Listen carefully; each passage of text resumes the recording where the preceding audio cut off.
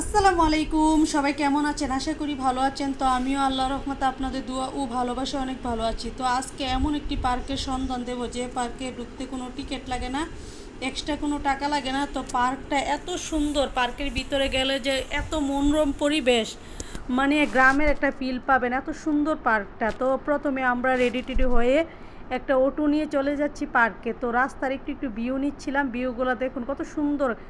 তো তো আজকে আমার ছেলের বার্থডে ছিল, তো বার্থডে উপলক্ষে একটু পার্কে ঘোরাতে নিয়ে গেলাম। তো এমনি তো আমাদের মাসে মাঝে 4-5 বার বের হওয়াই লাগে, একটু পার্কে যাই, একটু বিভিন্ন নানান জায়গায় নানান সময় যাই। তো আজকে ওই পার্কে চলে গেলাম আর কি। তো ওইখানে গেলে একটু গ্রামীণ পরিবেশ পাই, তারপর একটু মানে খোলা হাওয়া পাই, মানে খুব ভালো লাগে আর কি। তো এই তো আমরা পার্কের কাছাকাছি প্রায় চলে গেলাম। তো পার্কের পাশ দিয়ে আগে ঘুরছিলাম, তো চারো পাশ দিয়ে একটু ঘুরছিলাম, একটু ভিউ নিচ্ছিলাম। তো এখানে আমার বোন জামাই, তারপর আমার বোনের ছেলে মেয়ে, আমার ছেলে মেয়ে, তো সবাই চলে আসলাম। তো এখানে পার্কে বড় একটা দিঘি আছে, তো দিঘিটার সাথে পার্কটা দেখতে খুব সুন্দর। তো এখানে ব্রিজ আছে, তারপর মানে খুব সুন্দর আশেপাশে। তো আশেপাশে ব্রিজ আছে, তারপর খুব দেখার মতো একটা জায়গা। আর এত সুন্দর, ওই যে কতগুলা ছেলে ব্রিজ থেকে লাফ দিয়ে পানিতে পড়ছিল আর একটু আনন্দ করছিল। তো সাথে একটা জবা ফুল গাছ ছিল, আমার ভাগ্নিকে আমার বোনজামে একটা জবা ফুল এনে কানে লাগিয়ে দিল। তো এইটাই। তো পার্কে ঘুরতে ঘুরতে এক সময় সন্ধ্যা হয়ে গেল। তো সন্ধ্যার সময় একটু ঘুরতে ভালো লাগে, তো চারিদিকে লাইটিং করা ছিল। তারপর মানে এত সুন্দর লাগে পার্কটা, কি বলবো, মানে অনেক সুন্দর লাগে। তো আমরা খুব বিভিন্ন জায়গায় গিয়ে ঘোরাফেরা করছিলাম। তো প্রথমে আমরা পার্কের ভিতরে ঢুকে একটু সামনে থেকে ভিউ নিচ্ছিলাম, তারপর চলে যাব। এখানে একটা দুইটা দিঘির মতো আছে, মাঝখানে একটু ছেলেমেয়েরা ওই যে উঠানামা করে পিস্তল জায়গা ইয়ের মতো আর কি। তো এটাতে আমার বাগনা উঠে চলে গেল, গিয়ে ওই যে বাগনা নামা ওঠা শুরু করবে। একটার মধ্যে পানি চলে আসছে, এখানে পানি ছিল না, গড়ে গড়ে ছেলে মেয়ে পড়তো, মানে খুব মজা করতো। তো একটার মধ্যে পানি জমে গেছে, আরেকটা মানে একটা সুইমিং পুলের মতো আর কি, পানি জমে গেছে। তো আরেক দিকে ওই পাশেরটা পানি জমে নাই। তো এখানে আমার বাইগনি খুব খুব খেলছিল, এখান থেকে গড়ায় গড়ে পড়ে নিচে পড়ে খেলাধুলা করছিল আর কি। তো খুব মজা করছিল ওরা। তো এখানে একটু ভিডিও করলাম, কি সুন্দর এরা মানে তো এই তো আমার বাইক না অনেক আনন্দ করছিল, আর মানে উঠছিল নামছিল। তো ওকে দেখে আমার বাগনিও শুরু হলো কান্নাকাটি, ও নামবে। তো ওকে ওর বাবা নামিয়ে দিচ্ছিল, মা নামিয়ে দিচ্ছিল, ওর বাবা নিচে নেমে ওকে দৌড়ছিল, মানে খুব আনন্দ করছিল দুইজনই, একটু দৌড়াদৌড়ি মানে।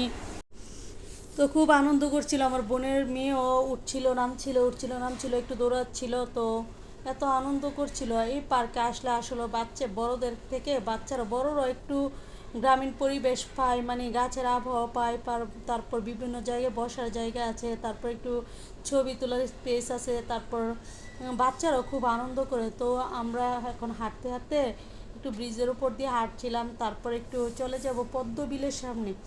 এখানে অন্ধকার দেখে বোঝা যাচ্ছিল না, মানে পদ্ম ফুলে এমনভাবে ফুটে উঠেছিল, মানে বড় বড় পদ্ম ফুল ফুটেছে।